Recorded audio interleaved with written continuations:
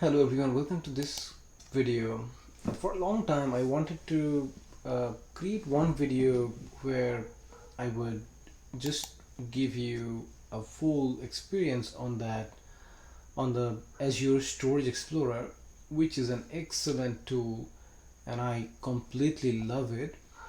Uh, and I just found that even the Microsoft Learning, if you're going through the architect storage infrastructure in Azure, this link, they have a very detailed labs and instructions as well, uh, and it covers few things, how you connect to the Storage Explorer to storage account, and they have exercise, and this exercise you can do it, and Microsoft is going to give you a demo environment where you can actually do your lab and get your hands on. So let's start putting some things as a resource for you in this particular video. I'm going to try to closely follow what they have in here. So the main thing, if you go over here, it has a description of your Storage Explorer, what type of storage that it supports, and you know that from here, if you once you log in, you will see that within storage you have the blob, you have uh, a blob file, table, and queue. All four types they're supported. uh, Apart from that, it can also help you to connect to Azure Data Lake Storage. Okay, even this is really cool feature, and I really didn't know about this too much. You can use the local emulator thing.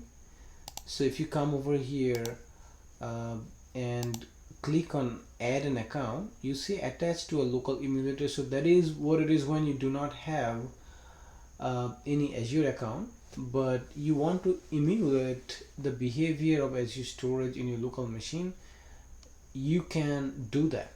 Okay, so that's over here, and there are multiple things how you can do that. Okay, but when we first started using the Azure storage, and it was really very confusing. Like, I have so many options to connect to a storage account: add an Azure account, add a resource via Azure Active Directory, use a connection string, use a shared access signature, use storage account name and key, and attach to a local emulator.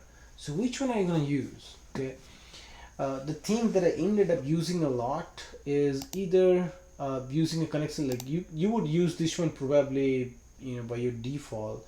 This one is probably the easiest for you to use as well. Just add an Azure account, provide your username and password, and see what happens. Okay, if you don't do that, you can use the connection string.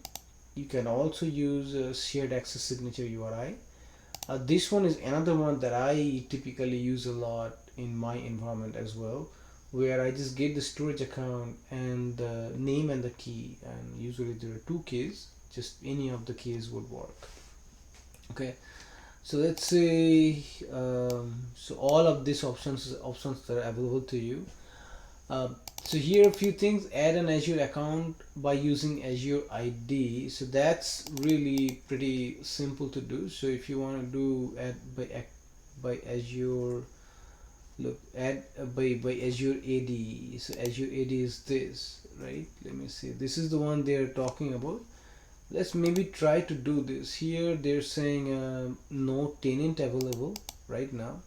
So here they're asking return to the previous page and choose add an Azure account sign in if you want to do that. So you want to start over here. Okay, and this is your Azure environment. So let's hit next, waiting for authentication. So most likely what is going to happen is going to request me for my username and password. So azlabs2021 at outlook.com, and let's see if I remember my password.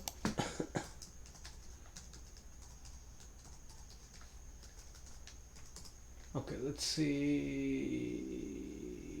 Okay, so it's what passwords can be forgotten and stolen, and it's asking me. It says keep for now 7 days until this is required. So I'm just gonna skip it for now. And then it's waiting for authentication, and let's see if it can log me in, and it looks like it logged me in properly, right?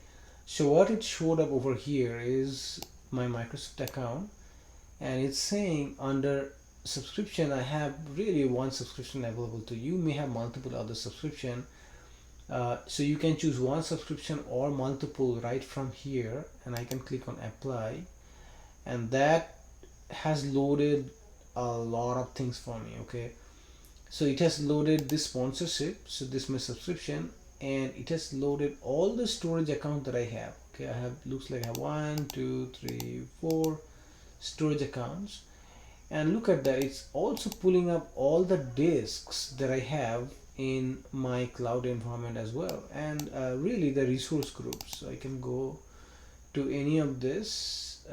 This one doesn't have any. This one, here's one disk, keep ASR.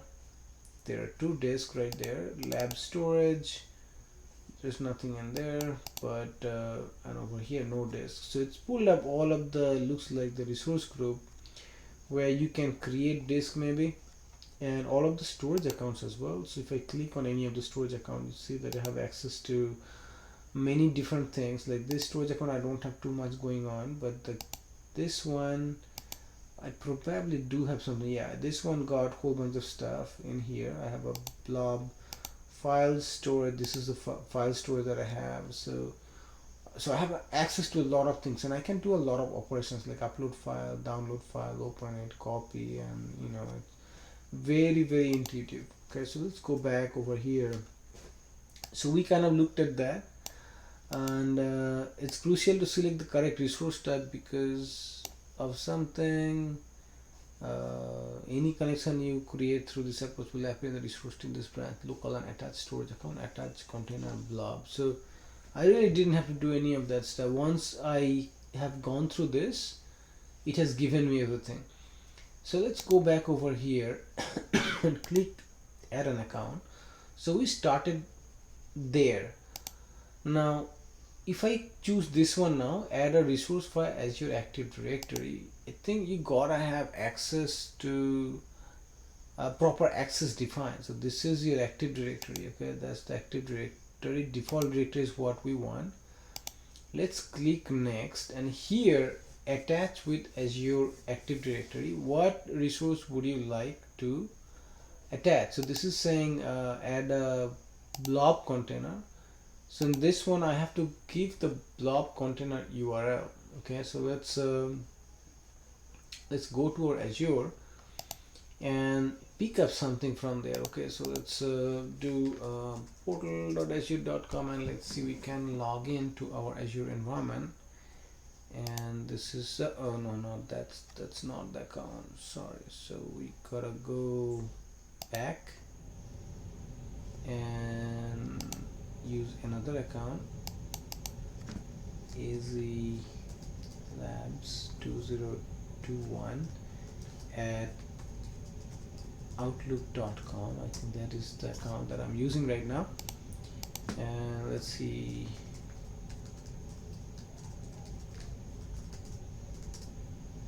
Okay, so we are logging into the account that I have right now.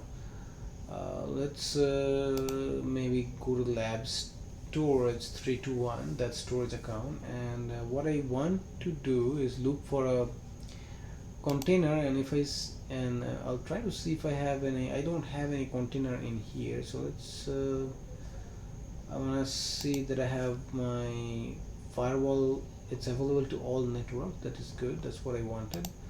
So just excuse me, just create a blob.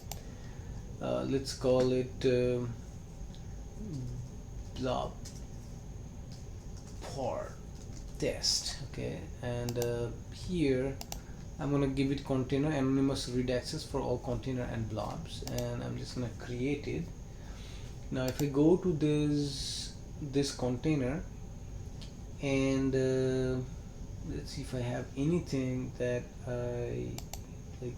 This is the properties, this is the blob URL. So let's copy this one, and let's go to my storage and see if this one, so if I paste this, this is showing up. Now this one may give me access or may not. Let's see if it does or not. And it says that it has successfully added my container. So let's close all these things. What I want to do, I want to go back over here, and where did it add my blob? That blob storage is here, lab storage. There is my blob storage, and this is the blob for test. This was kind of already available within my Azure sponsorship, right? So it didn't really do anything new to me. It looks like. Look at the storage account. Refresh. So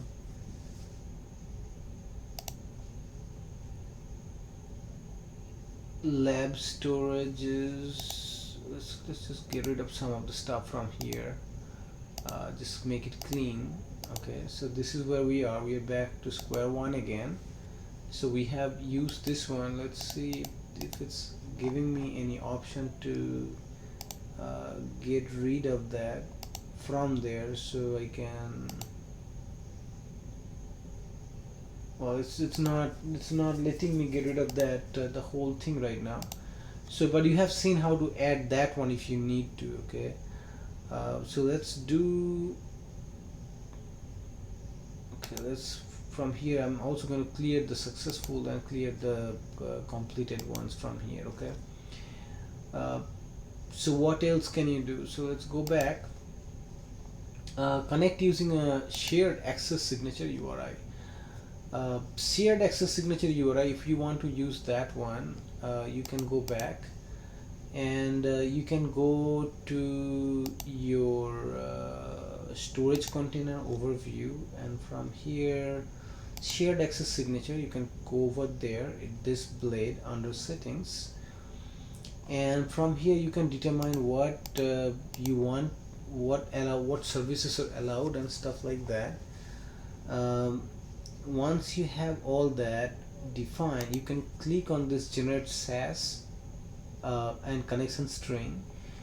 Once you do that, you can pretty much copy any of this URL, like blob service SAS URL. So you come back here, you click over there again, or click over here actually, and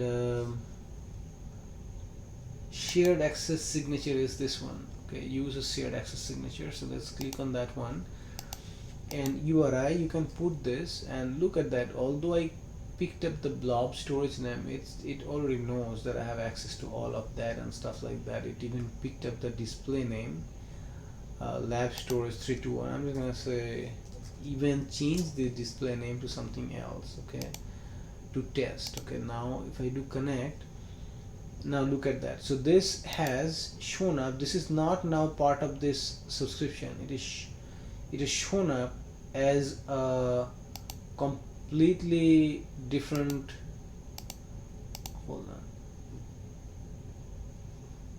okay, so a completely different section under storage accounts.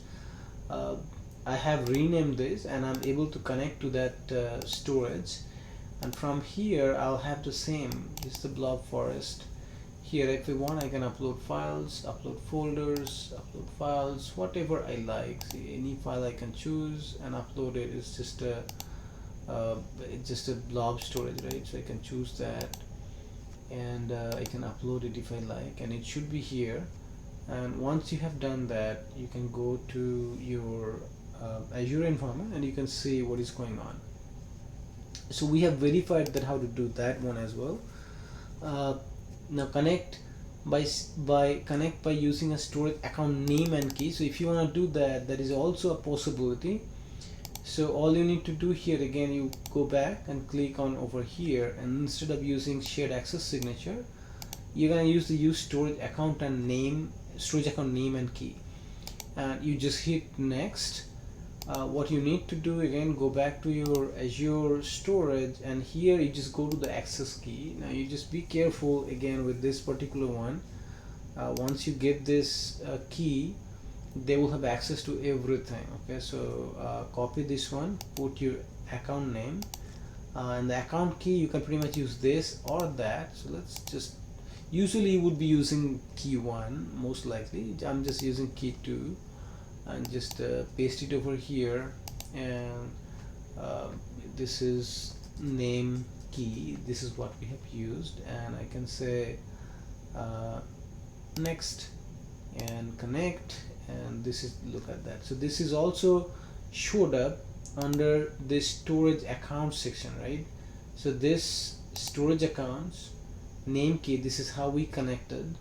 And again, if I go blob, the same blob storage is showing up. I have access to everything. This is the file that I have uploaded, and you know, and you can perform all kinds of operations in here.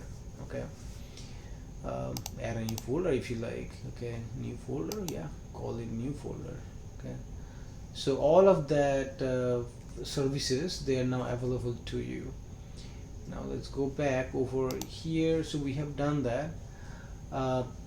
What is telling you that you can also manage the Cosmos DD and even data lake storage using Azure Storage Explorer, but we'll possibly do that in the next exercise. Okay, so in this exercise we have kind of went over the main connection features. Okay, we have looked into the main add an Azure account, which will give you one or multiple subscription. If you have, you can do that. We did that Azure AD. We did the SaaS signature. The connection string, we have not done that. We have used account name and key, and attach a local emulator. This one we can cover later as well. As I said, this one probably will not use it. This is just gonna emulate a local Azure storage account for you. Now one last thing I want to show you. So over here in here, so if I say revoke this key, all I need to do is to regenerate this key and click on regenerate, and this is going to give you the current key will become immediately invalid, and this is not recoverable.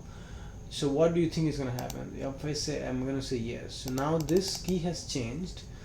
So if I go back, okay, if I go back, and in here, this is where we have used the name key, right? So now if I refresh this, you know, in a little bit, yeah, this is the error that you're gonna get. So yeah, we are unable to retrieve the child resources. Why? Because we have changed the key that we have used to create this connection.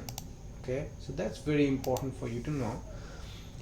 This one we used the SaaS token. So let's go back to the SaaS, and actually let's see if the SaaS token is still working. Yeah, SaaS looks like it's still working. So let's go back to the SaaS token real quick. In SaaS signature, if you see, by default we have given a start and expiry date. Okay, so that's 7/31 and 7/31. Can we change that? Let's try it real quick. So change this one. Sometimes didn't work for me. So what I'm trying to do, this SaaS token, I'm trying to change it and trying to give it a old date. Okay, so 26 and 14, or make it 26. Sorry, you cannot have a 27. So but both dates, they're here now.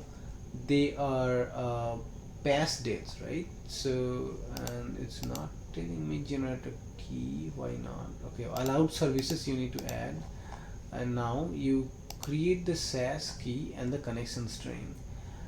So once you have that, you may think, okay, now we have created a new shared access signature. Maybe, you know, my whoever had the previous SaaS, they have lost the connection. So let's go and see what happens. So this one, refresh it, go to the blob, go here, and you see that I still have access to the file. If I want, I can create a file share test, and look at that, it's creating the file share for me.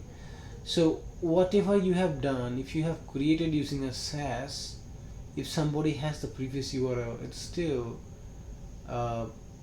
they still have access. Okay, so remember that, and you gotta come up with a different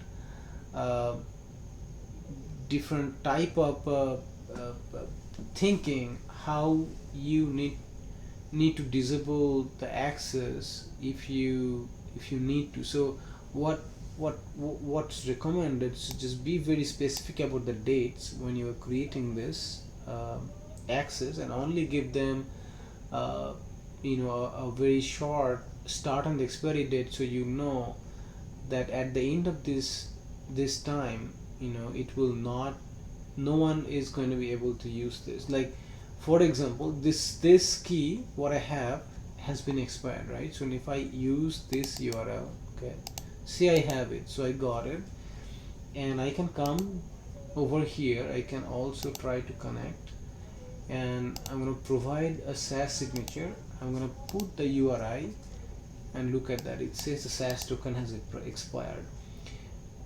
I can be smart and I can try to do some modifications here, okay.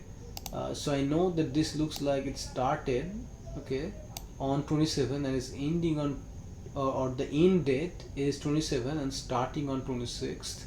So I can try to change that, make that 7 to 8, okay. Let's see, that error has now gone, but am I gonna be able to connect? Let's see, look at that. So I have a new connection where now I just changed that key. It looked like I have a connection, but if I try to get to that, we cannot get to it, because all these values, they're all unique. So you cannot just take my SAS URI and manipulate it and create uh, a new connection in your storage account.